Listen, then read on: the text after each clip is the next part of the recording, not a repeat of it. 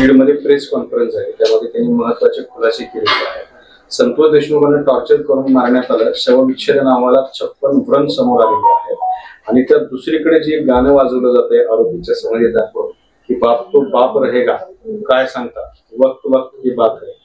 अधिकारी सुद्धा आरोपीचे स्टेटस ठेवत आहेत असं त्यांनी आरोप केला। सत्य या गोष्टी मी सभागृहात बोललो विधिमंडळाच्या, की जर आपण तपासलं असेल रेकॉर्ड तर या गोष्टी ऑलरेडी मी बोललेलो आहे की ज्या पद्धतीने हाल करून या संतोषांना देशमुख या सरपंचाला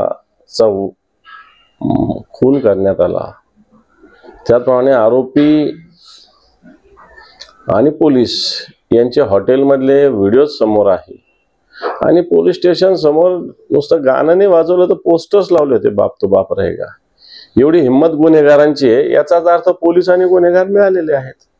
बजरंग बाप्पा यांनी घोषणा केली की 28 तारखेला ते मोठ्या मोर्चाचं आयोजन करणार आहेत।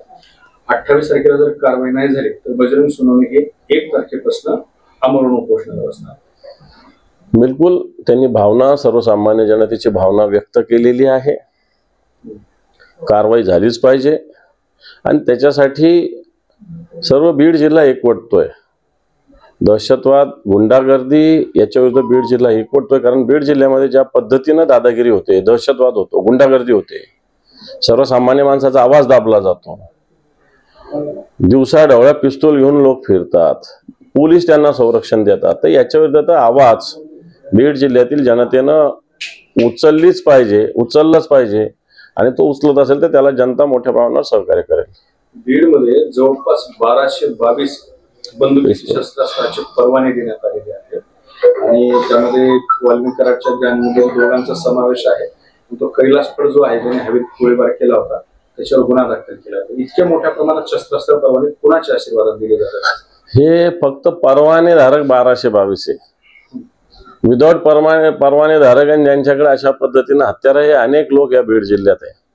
पोलिसांना हे चांगल्या पद्धतीने माहिती आहे। बीडमध्ये लहान पोरांना सुद्धा कट्टा जर एखादा घ्यायचा तर तो मिळतो, अशा प्रकारची स्थिती आत्ताच बीडमध्ये 8 दिवसापूर्वी दिवसा गोळीबार झालेला आहे।